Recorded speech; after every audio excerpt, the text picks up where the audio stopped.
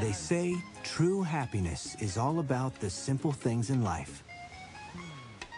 And what's simpler than a deserted palm beach with tranquil blue waters lapping at its shores? For many vacationers, the beaches of the Dominican Republic are like heaven on earth. But beyond the white sandy beaches, life can be harsh for those who live on this island. The Dominican Republic is a land of contrasts. Yet fortunately, for all who live here or visit, each still manage to find a bit of happiness.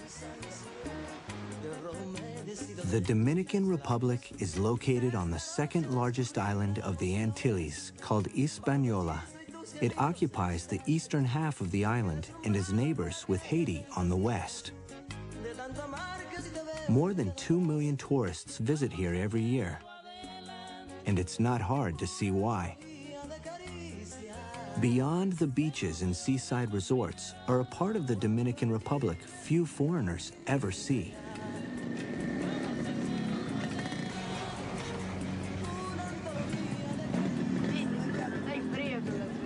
Rafael Alvarez and his wife, Mercadita, run a small filling station at Las Tarenas on the shores of the Atlantic. The fuel is measured out in beer bottles, and Rafael earns 20 pesos per gallon, around 70 cents in U.S. currency. But it can take him up to half a day to earn that sum. Despite the challenges, Rafael and his wife always choose to see the bright side of life. Bien, y ahora nos sentamos feliz. Era bien, pero es que como... Eso está medio flojo ahora. ¿Cómo así? Como que no hay movida. Pero usted tiene esperanza de que lo hagan. Dios tiene que cambiarlo porque hay algunos que ponen la mano, pero hay algunos que no ponen mano y hasta se muere uno del hambre. Pero eso que le gustan poner la mano no se le impide una cosa como la otra. Pero esto está cambiado, nada más nos falta moneda para comer y vivir la vida.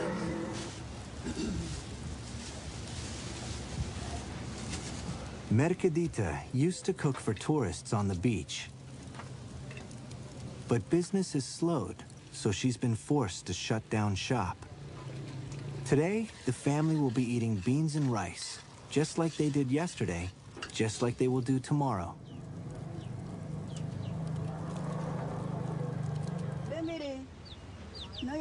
This chicken is the family pet. It's one of their few possessions.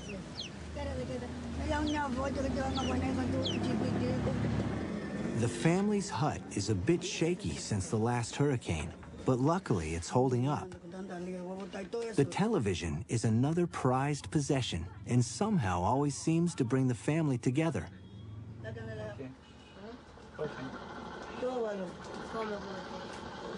Whenever there's a good action movie on, the grandchildren are the first to show up for a visit. Sun and sand seem to be soaked up mainly by tourists. Those who have grown up by the sea often prefer relaxing in front of the TV. Happiness for them is when the electricity supply isn't cut off during a game. Rafael has never heard about that Caribbean feeling and is amazed that people spend money to visit and sit in the blazing sun.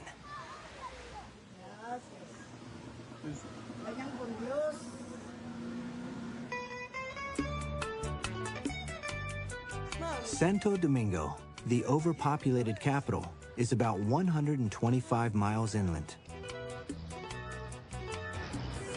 This city of over 2 million people is home to about 1/4 of the entire population. Everyone here is on the same quest for happiness. In fact, happiness can be bought all over the city. Lottery tickets offer a small, if not distant, hope of becoming rich. The national lottery is more like a voluntary tax. Practically everybody buys tickets with the belief that Lady Luck could strike. No one in town seems to have ever won the jackpot, but most keep giving it a shot. Bueno, el problema es que nosotros los dominicanos jugamos, principalmente porque entendemos que tenemos alguna esperanza de jugar. Siempre pensamos juntarnos con algún dinerito juntos. El dominicano casi no juega por vicio, juega porque cree que puede ganar. The ticket sellers buy tickets to sell and make a profit, but often end up with a surplus. Every single ticket they have for sale has been bought from a state-run outlet with their own money. The stacks of tickets are more like small shares to these purveyors of luck, and their costly merchandise is insured accordingly. For those sellers who keep their tickets until the draw, they might just break even. Like all games, you must play to win. Los juegos, si pierdo yo el dinero, los juegos. Pero ya eso, la lotería ya dependió de eso, ya lo vendió. Entonces, si tú lo compras, tú eres dueño de ello.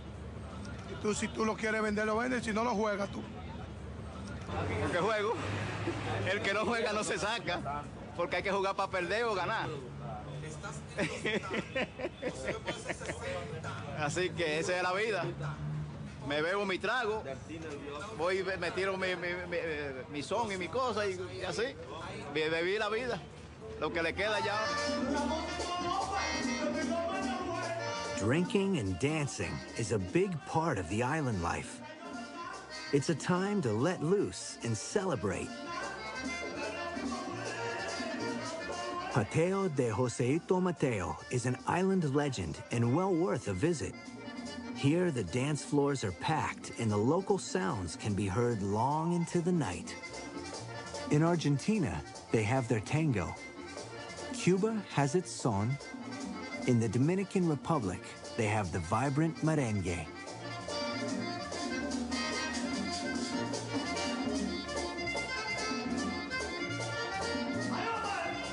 "30 years of bloody dictatorship, failed economic policy, corruption, and hurricanes. Whatever hardships endure, there has always been and always will be music and dancing."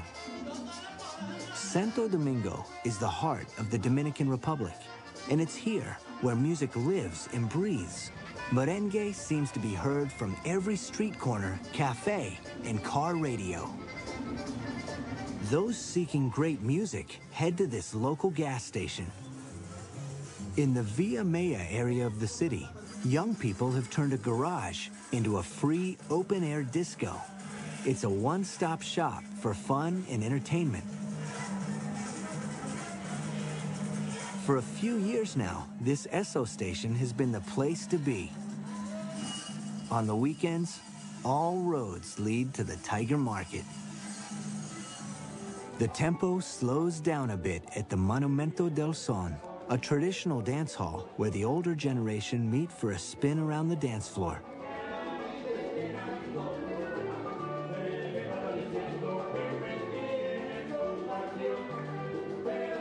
Here, Pablo Heredia and his band play various Caribbean rhymes. For Pablo, music is his first love and his passion. Yo tengo alrededor de 25 años con ese tipo de música. Y esto es un país versátil donde la gente hace diferentes cosas. Porque quizá la paga, el dinero que se recauda por cada cosa, no es lo suficiente. Hay que vivir de varias. For a musician, having more than one job is a necessity. During the day, Pablo Heredia works for the city council, a job he's held for 15 years. Wages are so low that Pablo, the father of 7 children, has to come up with novel ways to keep his head above water.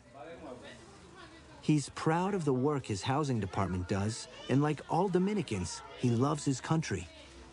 But like most people, he's got an opinion on politics. Y 65 días al año, hablando de política, se trabaja poco precisamente porque hay demasiado político, hablan demasiado.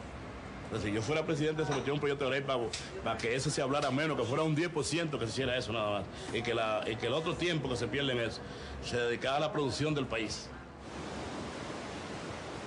For the country to move forward, it relies heavily on dollars from abroad, mainly in the form of tourism. The coastal edge of the city is in line for development, but currently, the beach is more like a landfill than a luxury resort.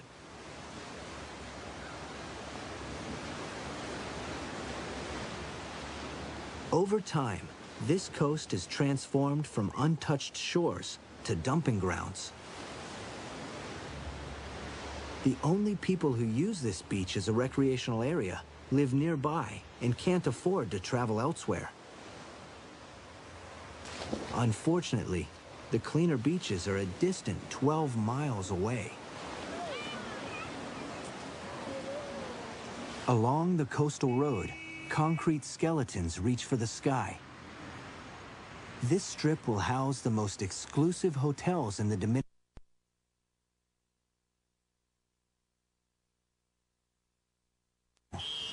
Eventually, but it's still a long way from becoming the tourist paradise of tomorrow.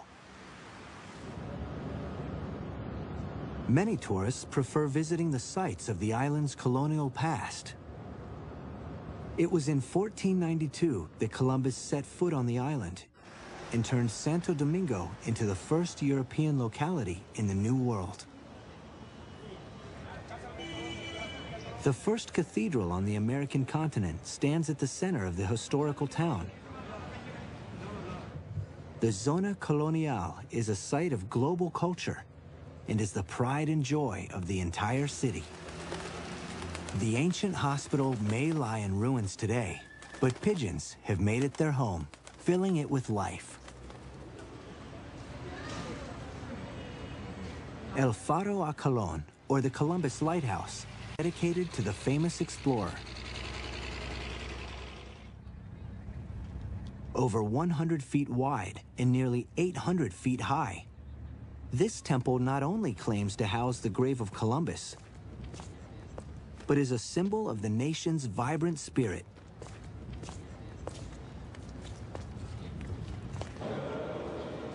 Despite its impressive presence, many Dominicans consider the building to be a waste of precious resources.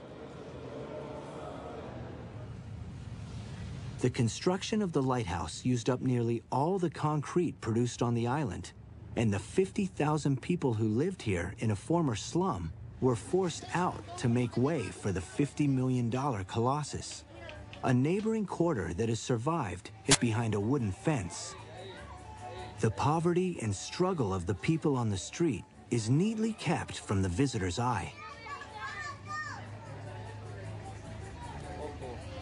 Three-quarters of the population live in abject poverty, and getting out isn't easy. Many try their luck abroad and support their families from afar while saving up for a better life back at home. Doña Maria worked in Spain and has now bought a small house for herself and her mother in Jareda. She's a seamstress, works from home, and is now happily self-sufficient. Mi país con uno como le da la gana, somos dueños de nuestra tierrita. Yo duré 8 años sin venir a mi país, todos los días anhelaba venir a mi tierra. Y uno se va afuera porque a veces la economía de este país, para los más pobres, es más pobre y el rico más rico. Entonces, como se vive así, tú sabes que es así. Pues uno sale a buscar un centavito, pero el que lo tiene vuelve para su país. Connecting north with south is the Carretera Duarte. It's the main access linking the Caribbean to the Atlantic. Reaching the southern part of the island means cutting through the northern mountains.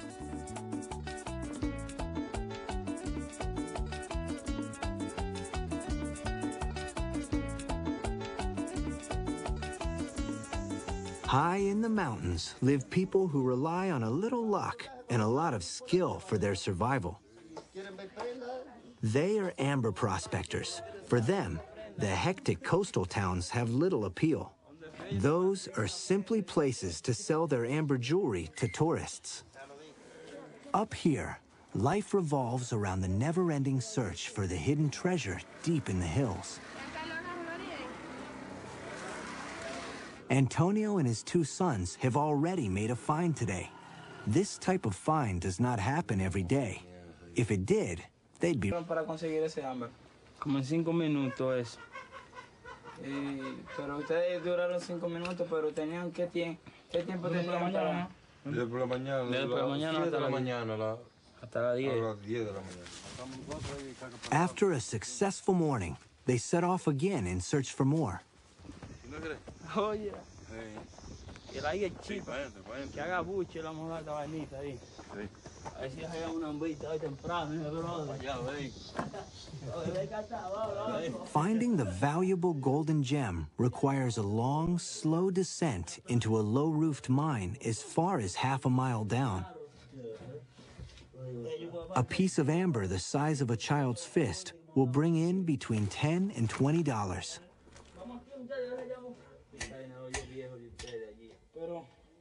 The porous rock has to be removed with great extremely fragile. Perhaps the most valuable discovery is finding amber with an insect that has been trapped in the stone for 40 million years. This rare find would increase the stone's value immensely. Antonio and his sons decide to call it a day. Finding the amber today gives them a bit of financial security. Often, there are long stretches of searching that lead to nothing. Cuando hay se va la semana entera, pero hay se van 2 meses y 3 y no se encuentra. Cuando hay aparece y dura 1 mes y 2 así, pero cuando no, cuando se acaba, dura mucho para volver y después vuelve y dan otra vez. Que no es una mina fija, tú ves. Despite the uncertainty of the trade, these prospectors manage to forge on day by day. West of here, the fertile Green Mountain ranges reach almost 10,000 feet above sea level. The destination, Jarabacoa in the foothills of the Cordillera Central. This diverse landscape, with its magnificent valleys, pine forests, and crystal-clear mountain streams, mainly attracts Dominicans. The air is free of pollutants, and temperatures are a few degrees cooler here.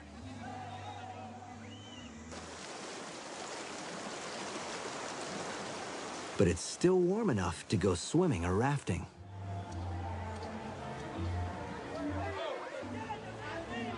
Jarabacoa is a favorite weekend destination for many Dominicans. Friends gather at the Rio Yaque del Norte, a clear mountain stream with a few white rapids and some calmer waters for the less adventurous. Many locals prefer freshwater and the fun of big crowds. And after taking on the rapids, there are many other choices for fun in the sun.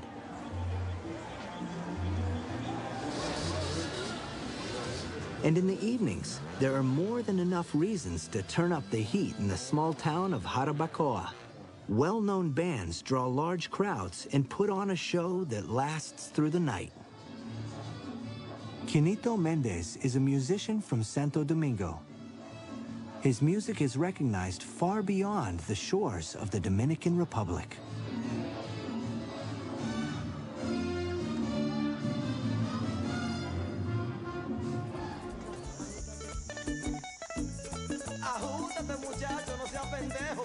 Cofresi is a town further down the coast.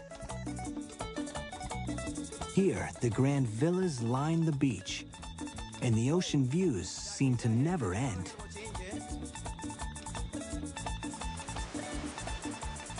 Nabi Baum is happy to call Cofresi home. He's a recent transplant from Falkensee, Germany, where he lived most of his life just a stone's throw away from the Berlin Wall.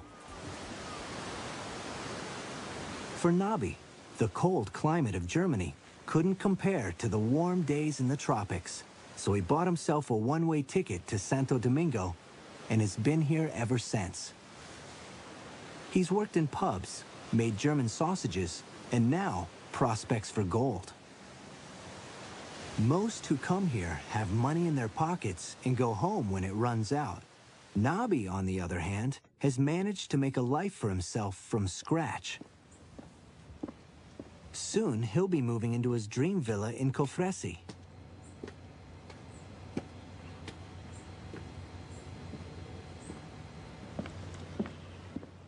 His new home once belonged to a dearly departed pop star. Das ist die ehemalige Villa von Falco. Und Falco braucht sie ja nicht mehr. Und schon haben wir uns gedacht, nehmen wir sie. Was kostet? Das Ding kostet hier 460.000 Mark. Kriegst du in Falkensee auch schon was für? Da kriegst du in Falkensee auch schon was für, aber hast nicht 30 Grad das ganze Jahr über. Und hast nicht die gute Nachbarschaft hier ringsherum. Hast das Meer nicht, 2 Minuten entfernt. Also so viele Dinge, die es in Falkensee nicht gibt. In Cofresi, like many other parts of the country, two different worlds live side by side. Das ringsherum ist es schon sehr arm, das wissen wir auch alle. Aber wir wollen uns nicht mit dem messen.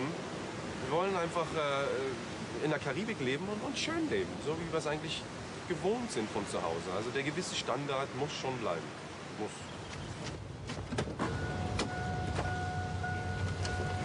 Nabi must travel to the country's center in order to find gold. The Cordillera Central, a region of majestic mountain country, is part of the protected national park, an absolute paradise for nature lovers.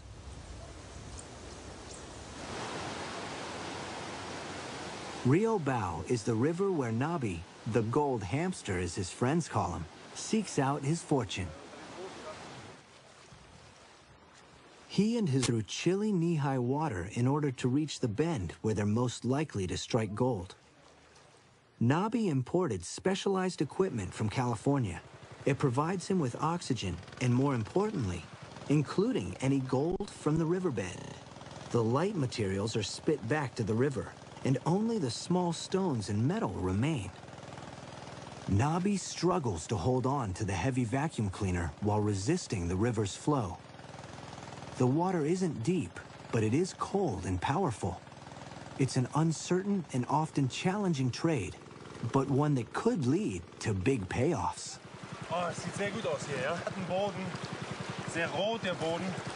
Also da kann man sehen, dass hier hunderte von Jahren nichts passiert ist unter Wasser. Und das sieht sehr gut aus für Gold. Half an hour later, the first load comes out of the machine and into a large basket. It's still questionable if there's any gold among the rusty stones. The stones are rinsed with great care to prevent even the smallest piece of gold from getting washed away.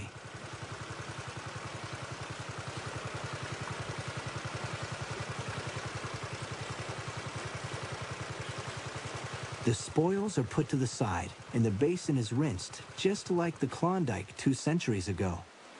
The method hasn't changed a bit in 200 years. Nabi hasn't become rich through his gold seeking, but he is able to make a living from it, and certainly makes enough to get by. His dream is the same as every gold digger, finding that piece which will set him up for life. Ich weiß, dass damals Kolumbus hierher gekommen ist und wollte Gold suchen. Er hat nicht so viel gefunden, das weiß ich auch. Nur dachte ich, was er nicht gefunden hat, das finde ich ganz einfach. Columbus probably wouldn't have sat down in the freezing cold water for hours on end. Beachten muss man, dass man sehr viel mit Wasser arbeiten muss. Ganz wichtig, dass Gold also immer unten bleibt, nicht mit rauswäscht. Guck mal, da haben wir es. Hier zum Beispiel. Ups. Ja, ist wunderschön, oder nicht? Ist doch herrlich, wenn es da aus dem Schwarzen plötzlich Gold rausleuchtet. Das ist ein herrliches Gefühl. Gold, was noch niemand in den Händen hatte, noch niemals vor mir. Das ist schon irre.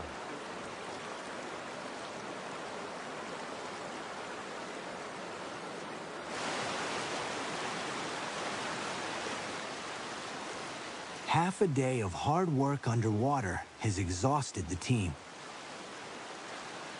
Nabi has found gold worth $168. He's now that much further along on his quest for happiness. Savor every detail. Feel every sound. Live every moment in high definition.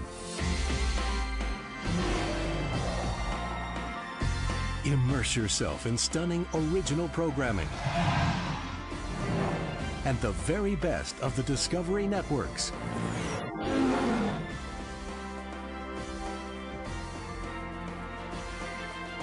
"24 hours a day, the highest quality HD available. Lose yourself in the feeling. Live every moment in high definition.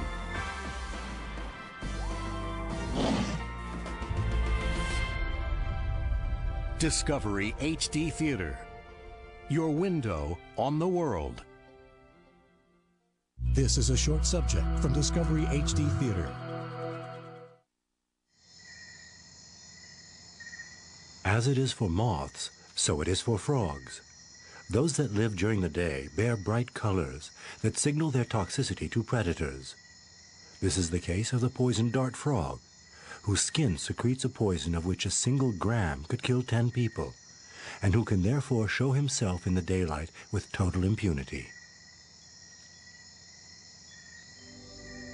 However, most frogs are nocturnal creatures, which exposure to the sun would dehydrate, burn, dry up. Their colors are paler and more easily used for camouflage.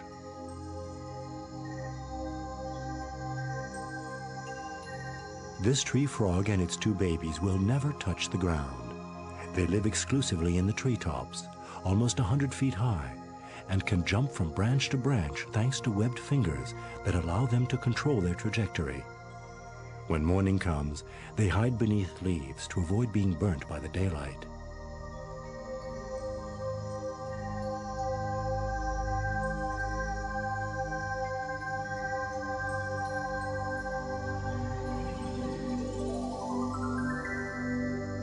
Sitting like a piece of enamel on the enamel of a leaf, the glass frog, completely translucent, reveals its internal organs and especially the color of the object on which it rests. In the middle of the day, the slightest ray of sunlight would pass through its skin and flesh. Exposure to ultraviolet rays would be fatal.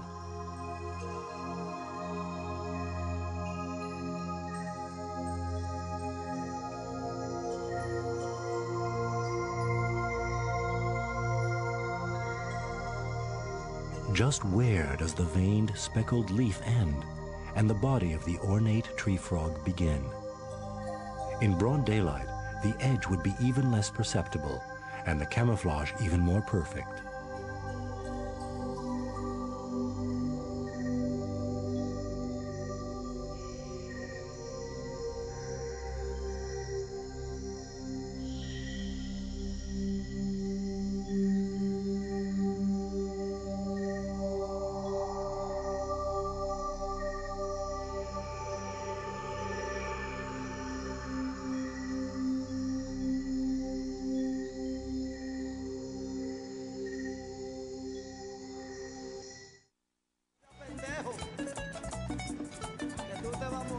The frontier between the Dominican Republic and the neighboring state of Haiti is Dajabon.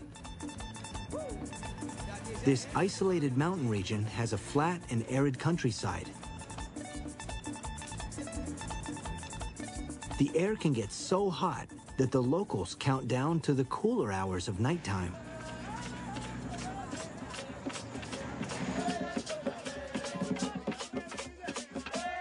The Fiesta de Palos is named after the stick used to beat one of the drums.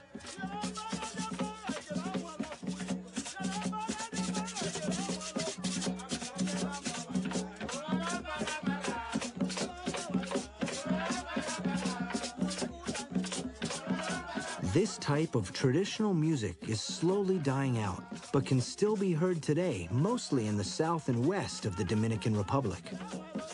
The drums are beaten for hours to commemorate the saints, causing a trance-like state in the process.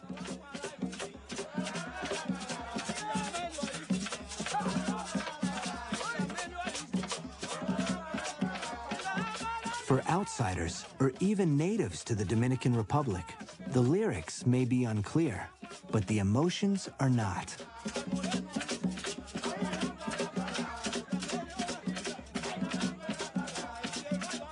The traditional music brings young and old alike together for fun.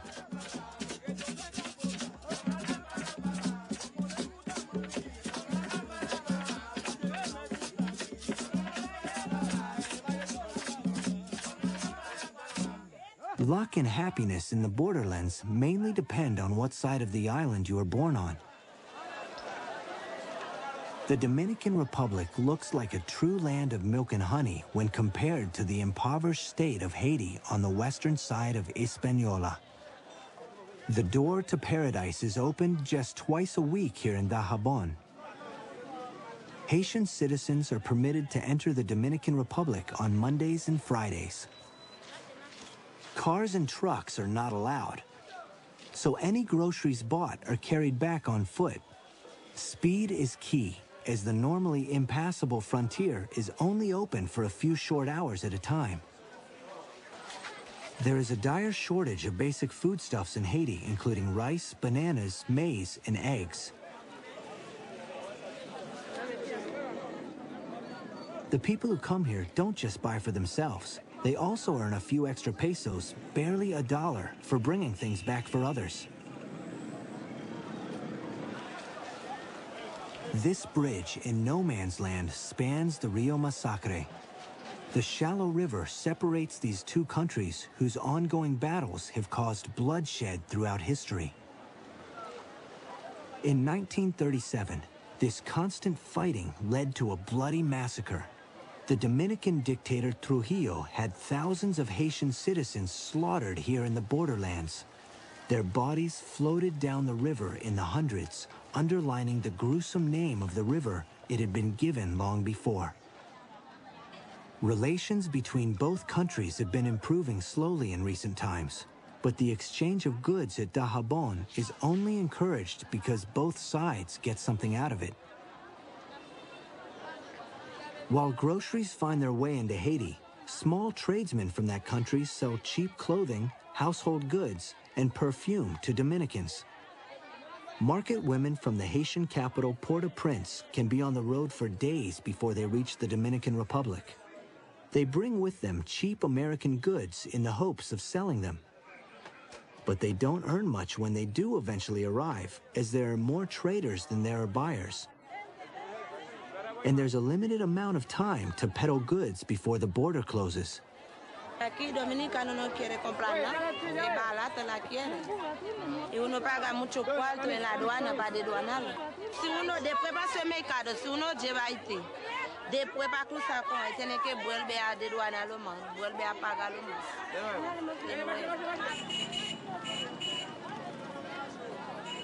The market is loosely surrounded by Dominican border guards who make sure that no one tries to stay in the country illegally.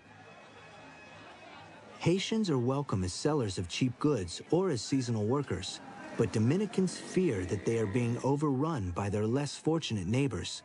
Exchanges are limited to strictly business. The border guards are armed with rubber hoses and announce that time is up and tell the traders to start packing up their stuff. They say there is usually no trouble. Ellos saben que hasta las 2 de la tarde nada más la fe. Se va, están recogiendo.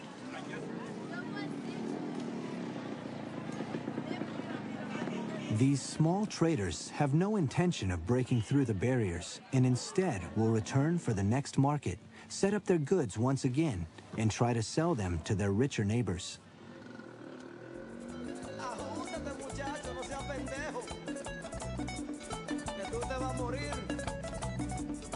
In the east of the Dominican Republic is the Green Samana Peninsula, a secret destination known to few. traveling along a winding, narrow mountain road. Perhaps that explains why mass tourism has not yet discovered this enchanting region.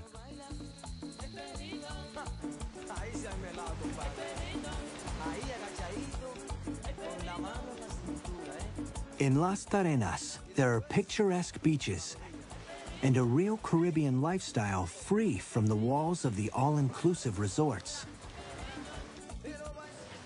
In the small fishing village of Punta Gorda, the pace of life slows a bit.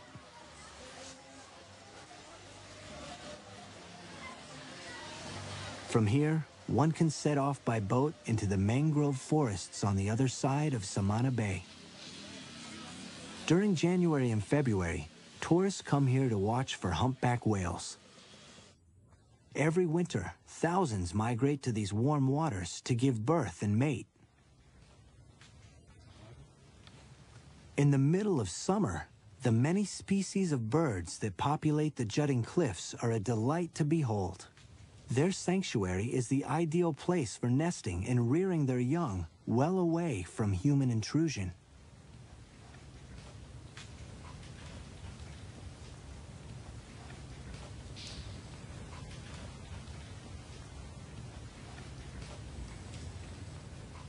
The mangrove swamp in the Los Aitices National Park can only be reached by boat. It's best to hire a local guide who will be able to navigate the labyrinth of canals, offshoots, dead ends, and tranquil clearings.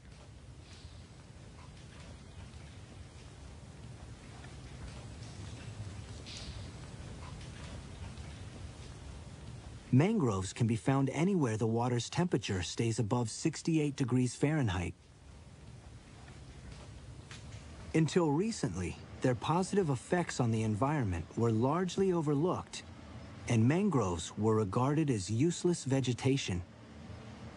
Now it's known they play a significant role, both on land and in the sea. Their thick roots protect the coast from hurricanes and storms, thus preventing erosion. While at the same time, they protect coral reefs from silting up. Mangroves function as wave breakers and natural windscreens, something the local villages in this storm-plagued area are thankful for. Los Aitices is filled with practically all the flora and fauna of the entire Dominican Republic. And as a national park, the rich variety of natural wonders and ecological diversity will be protected for the future. Equally as impressive as the natural environment are the remnants of the island's original inhabitants, the Arawak Indians.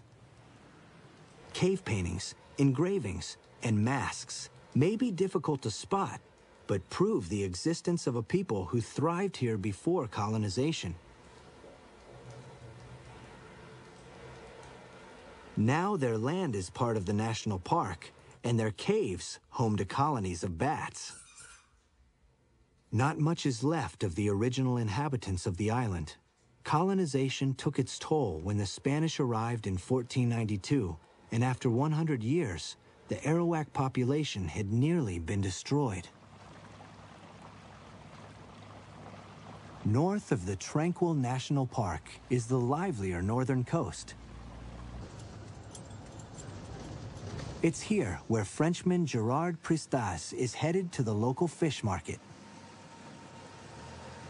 To purchase fresh fish for his restaurant, he sets off each morning to the beach and awaits the arrival of the catch of the day.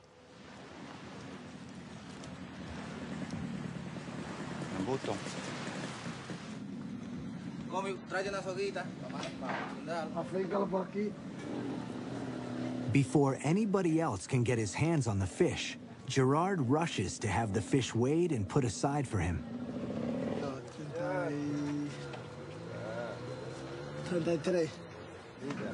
The fish weighs in at almost 73 pounds, enough for about 60 portions.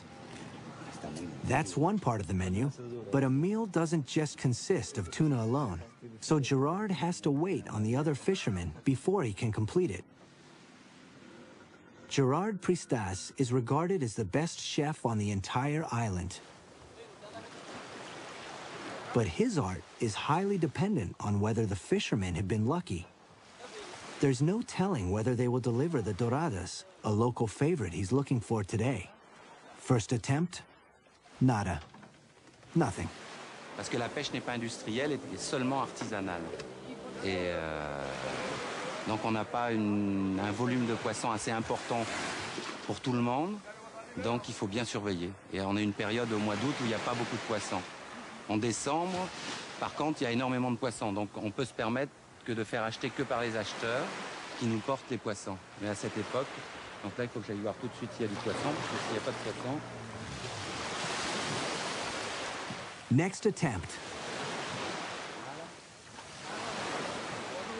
Nothing there either.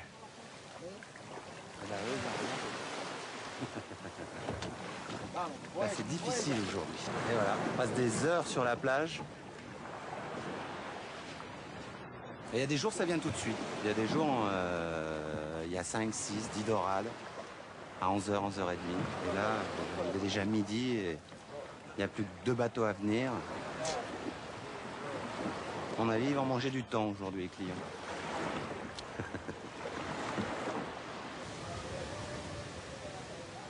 Waiting for hours for a couple of fish is a sheer luxury Gerard could never have in France.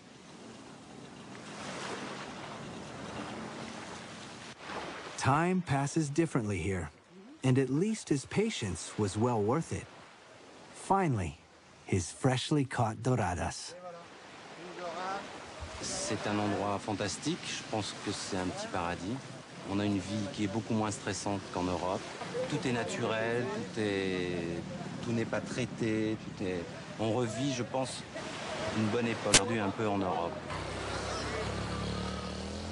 Gerard has been running his small, charming Hotel Atlantis for 5 years with a passion.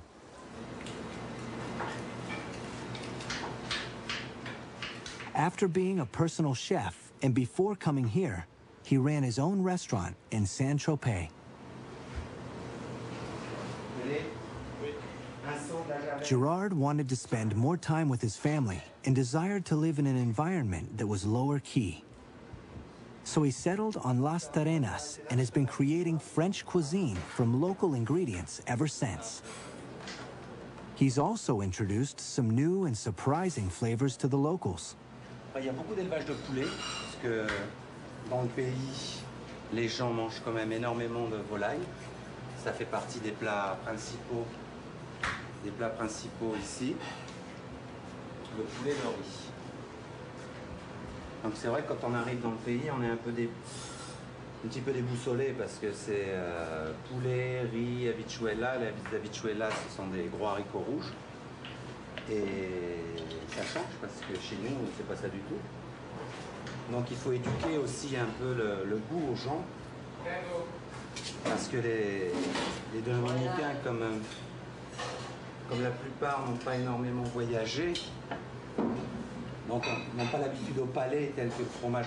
Le chèvre est fabriqué ici aussi en République dominicaine. Donc tous ces goûts-là ne sont pas encore perceptibles à leur palais.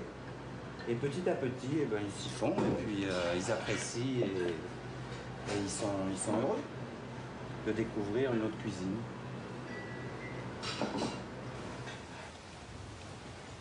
Gerard Pristas has found a little piece of happiness here and serves it up to his guests in large servings. The basic ingredients for his paradise were already there. He simply added the rest, and voila.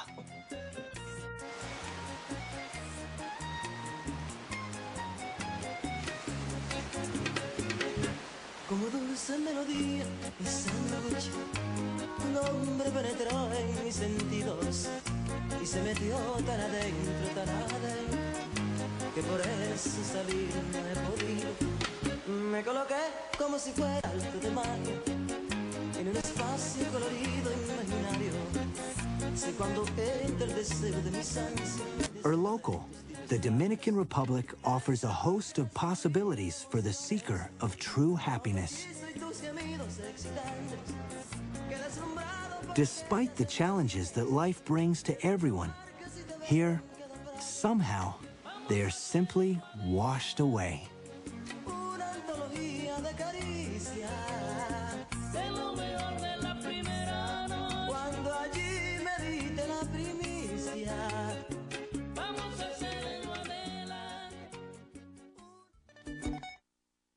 Ajústate, muchacho, no seas pendejo, que tú te vas a morir.